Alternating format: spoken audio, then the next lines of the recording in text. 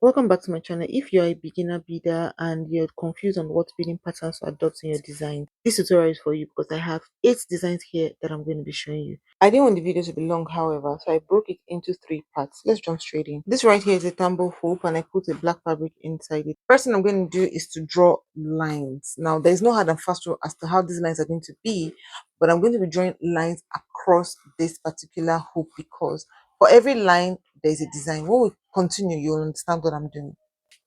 When creating beaded designs, always start your knot from the back. You can start it in front depending on how complicated your fabric is, but I advise you start it from the back. And then that's what I did right there. I tied the knots at the back and I'm going to put in the needle into from the back down to the front. Make sure that the needle comes out on the line.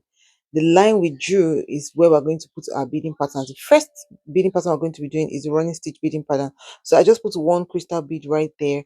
I'll stick my needle into the fabric and just bring it out right there. Arrange it and then put in the crystal again and just put it right there out. So we're going to be doing this till we get to the end of the fabric.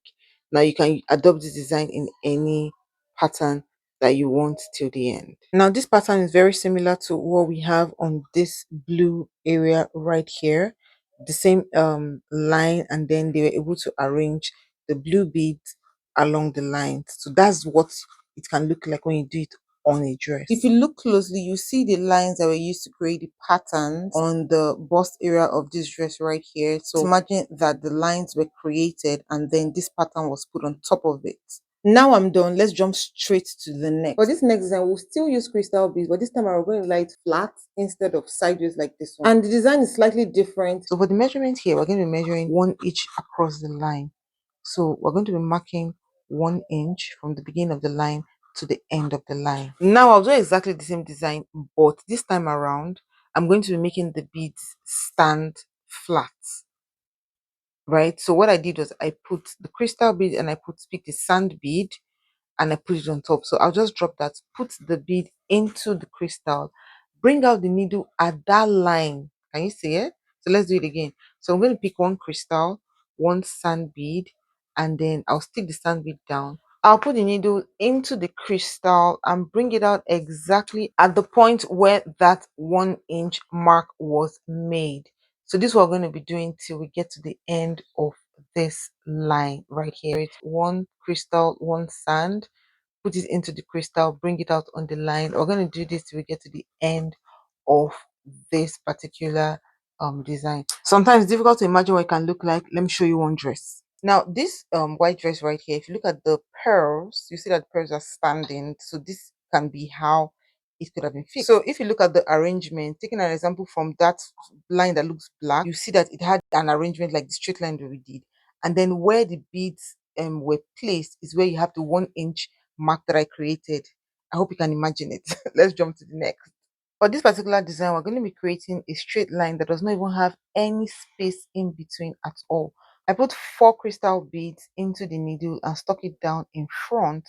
I brought it out behind the second bead and I'll just put it in through the last 2 beads like so. I don't know if what I just did made sense, but let me go again. So I put in 4 beads.